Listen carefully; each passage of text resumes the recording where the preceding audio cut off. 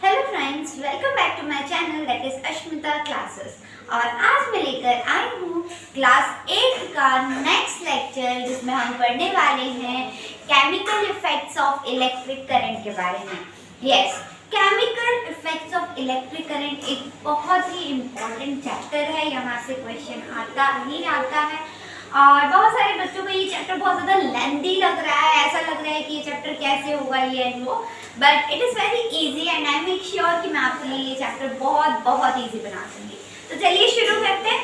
Chemical effects of electric current. जैसे कि मैं हमेशा कहती हूँ कि अगर आपको टॉपिक का मतलब अच्छे से पता है तो वो चीज़ आपके लिए बहुत ईजी हो जाएगी कि टॉपिक के अंदर ये सारी चीज़ें क्या दी हुई हैं।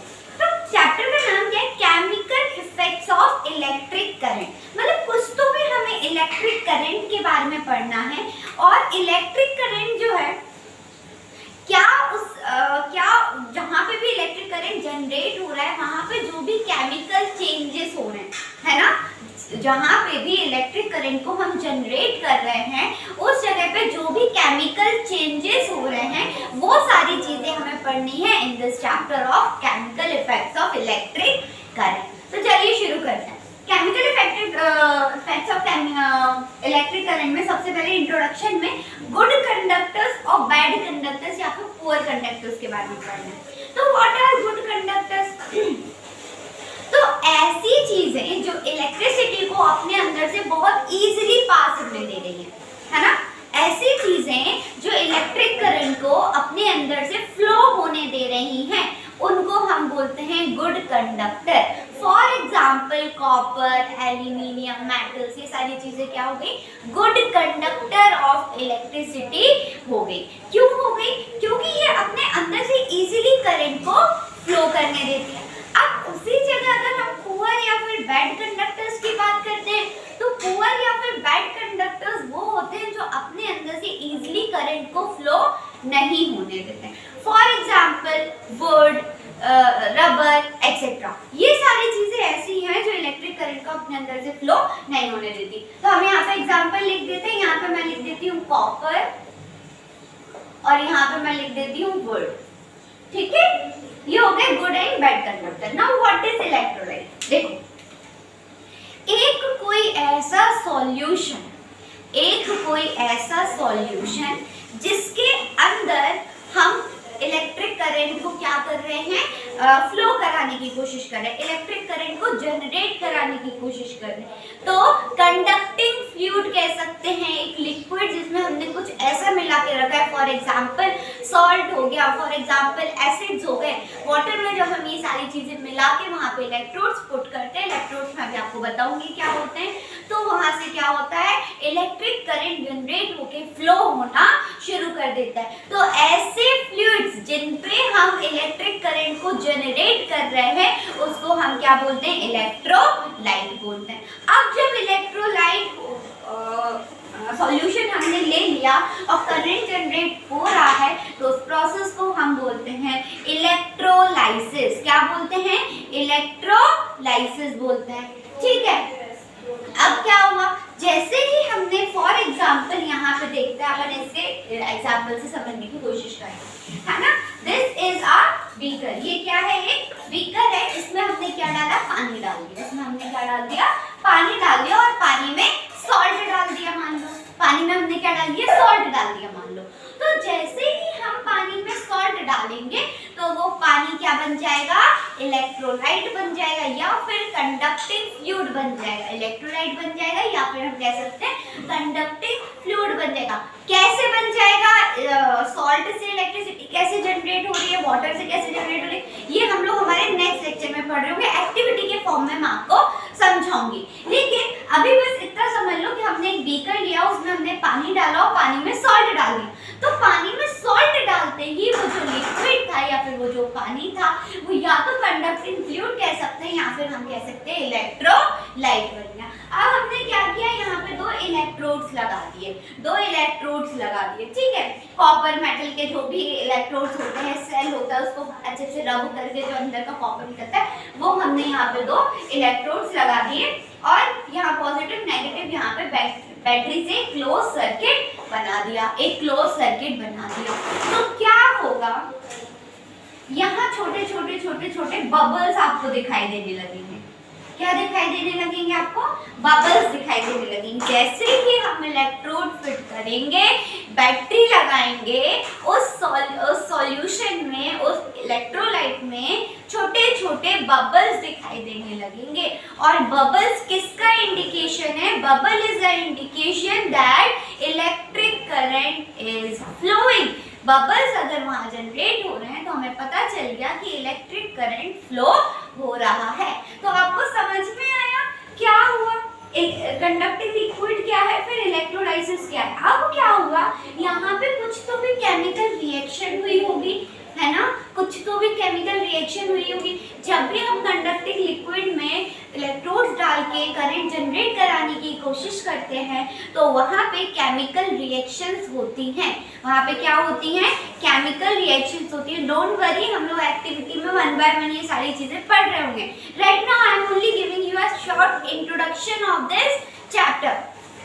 ठीक है, तो यहाँ पे इलेक्ट्रिक करंट पास जब होता है तो एक केमिकल रिएक्शन हो रही होती है। ठीक है, क्या पढ़ा मैंने अभी तक? हमने क्या पढ़ा देखो, इंट्रोडक्शन में हमने क्या पढ़ा? गुड कंडक्टर्स और बैड कंडक्टर्स। गुड कंडक्टर्स क्या होते हैं?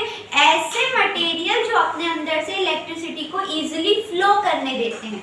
ऐसे मटेरियल जो अपने अंदर से इजीली इलेक्ट्रिसिटी को फ्लो होने देते हैं, they are called as good conductor. और अगर उसी जगह हम बैड कंडक्टर्स की बात करते हैं तो बैड कंडक्टर्स वो होते हैं, ऐसे मटेरियल्स होते हैं जो अपने अंदर से इजीली इलेक्ट्रिसिटी को पास नहीं होने देते हैं।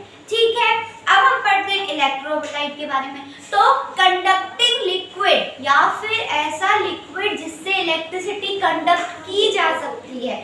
फॉर एग्जाम्पल वाटर में एसिड मिला दिया, फॉर एग्जाम्पल वाटर में सॉल्ट मिला दिया, ये सारी चीजें जब हम वाटर में ऐड कर देते हैं तो वो एक ऐसा फ्लूइड बन जाता है, उसको हम क्या कहते हैं?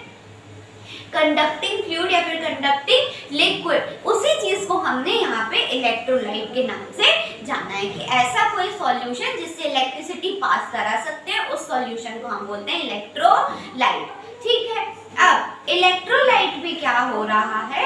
एक प्रोसेस हो रही है। इलेक्ट्रोलाइट में क्या हो रही है? एक प्रोसेस हो रही है। मतलब देखो, यहाँ वाटर है, वाटर से करंट जनरेट हो रहा है एक्सेट्रा, तो उस प्रोसेस को हमने बोल दिया इलेक्ट्रोलाइसिस। उस प्रोसेस को हमने क्या बोल दिया? इलेक्ट्रोलाइसिस। इलेक्ट्रोड क्या है? सॉरी, इलेक्ट्रोलाइट क्या है? इलेक्ट्रोलाइट सिंपल सा एक सॉल्यूशन जिससे इलेक्ट्रिसिटी जनरेट हो सकती है, उसको हमने इलेक्ट्रोलाइट कह दिया।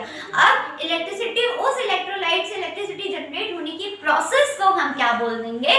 इलेक्ट्रोलाइसिस बोल देंगे। अब जब इलेक्ट्रोलाइसिस हो रहा होता है तो उस वाटर में, उस कंडक्टिंग फ्लूइड में कुछ तो भी केमिकल रिएक्शन हो रही होती है। उस यही चीज देखी हुई है कि जब करंट पास होता है तो कुछ केमिकल रिएक्शन हो रही होती है। ठीक है, material required for electricity flow. अब अगर हम इलेक्ट्रिसिटी को फ्लो करा रहे हैं तो कुछ तो भी हमको मटेरियल रिक्वायरमेंट होगी ही होगी, है ना, कहीं ना कहीं से कुछ मटेरियल तो रिक्वायर्ड होगा।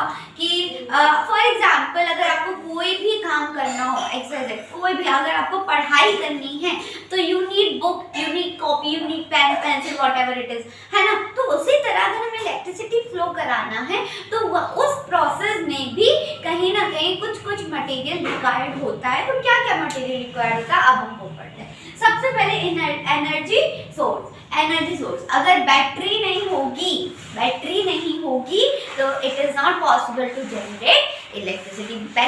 बैटरी जो है वो आपको कनेक्ट वहां पे करनी पड़ेगी। तो एनर्जी सोर्स चाहिए हमें। सेकेंड इज ट्रांसमिशन सिस्टम या फिर एक पाथ। एक बात बताओ, ये आपने बैटरी फ्लो कर दी, ये आपने यहाँ पे इलेक्ट्रोड्स लगा दी। अगर ये पाथ नहीं होगा, ये जो पाथ है ये पाथ नहीं होगा तो क्या इलेक्ट्रिसिटी जनरेट हो पाएगी? इस जगह से इलेक्ट्रिसिटी यहाँ पास होगी, या यहाँ तुमने बैटरी लगाई तो इलेक्ट्रिसिटी यहाँ पे केमिकल रिएक्शन कर पाएगा क्या? नहीं। क्यों? क्योंकि एक पाथ चाहिए होता है, एक क्लोज्ड सर्किट चाहिए होता है। अगर एक पाथ नहीं है तो वहां पे इलेक्ट्रिसिटी फ्लो करेगी काय में? एक पाथ तो चाहिए ना वहां पे इलेक्ट्रॉन्स को मूव करने के लिए। वो क्या है मैं बताऊंगी, इलेक्ट्रॉन से कंफ्यूज मत होना। सिंपल ये समझो कि अगर इलेक्ट्रिसिटी जनरेट करानी है, अगर इलेक्ट्रिसिटी को फ्लो कराना है तो you need path, you need a path, जिसको हम ट्रांसमिशन सिस्टम भी कह सकते हैं। और यहाँ पे ट्रांसमिशन सिस्टम या पाथ का काम कौन कर रहा है? वायर्स कर रहे हैं। कौन कर रहा है? वायर्स कर रहे हैं। So we need first is battery, that is energy source, second one is wires, that is path. अब अगर हम थर्ड पे आते हैं तो इंडिकेटर, थर्ड इज इंडिकेटर। एक बात बताओ, फॉर एग्जाम्पल ये कोई एक रूम है, ठीक है, यहाँ पे स्विच बोर्ड लगा हुआ है और ये कोई तो भी एक बल्ब लगा हुआ है। ये स्विच बोर्ड है, ये बल्ब है ना। तुमने स्विच बोर्ड को ऑन किया, तुमने स्विच बोर्ड को ऑन किया और बल्ब जो है वो ग्लो कर गया। तुमने स्विच बोर्ड को ऑन किया और बल्ब क्या हुआ? ग्लो कर गया। बल्ब ग्लो कर गया इज एन इंडिकेशन दैट वहां से इलेक्ट्रिसिटी फ्लो हुई है, करंट फ्लो हुआ है, करंट आया है, तभी वो बल्ब ग्लो किया है।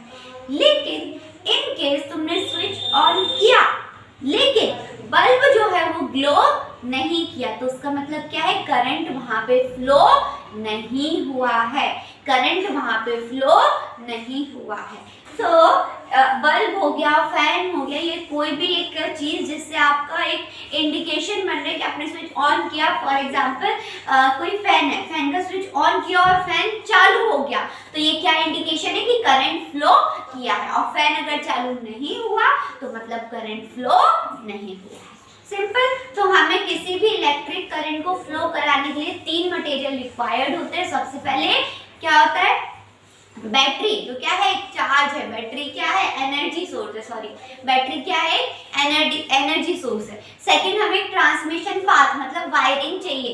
And third one, we need an indicator. अगर इंडिकेटर नहीं होगा तो हम इलेक्ट्रिसिटी पता कैसे करेंगे कि वहां पे फ्लो हुई भी है या नहीं हुई है। Last one is electricity always flow in a closed circuit. Electricity जो होती है वो हमेशा क्लोज्ड सर्किट में ही फ्लो करती है। तो this is it in this lecture. हम लोग ने अभी सिंपल सा एक इंट्रोडक्शन देखा कि chemical effects of electric current में हमें क्या पढ़ना है, कैसे पढ़ना है। नेक्स्ट क्लास में मैं इसके आगे के लेक्चर्स आपको पढ़ाऊंगी, जिसमें हम लोग एक्टिविटी के फॉर्म में चीज़ों को बहुत डिटेल में समझ रहे होंगे। अगर आपको हैंड रिटन नोट्स चाहिए तो please follow my Telegram channel. वहाँ मैंने आपको ये बहुत अच्छे से फ्रेम करके हैंड रिटन नोट्स प्रोवाइड किए हैं, प्लस मैंने सोशल के भी नोट्स प्रोवाइड किए हैं। तो जिन बच्चों को सोशल में नीड है वहाँ पे नोट्स हैं। आप लोग बहुत इजी लैंग्वेज में मैंने वहाँ नोट्स प्रोवाइड किए, तो बहुत अच्छे से आप लोग पढ़ सकते हो। एंड अगर आपको चैनल अच्छा लगा हो या फिर आपको अगर लेक्चर अच्छा लगा हो तो please follow, share and subscribe this channel and also share this with your friends. Thank you so much.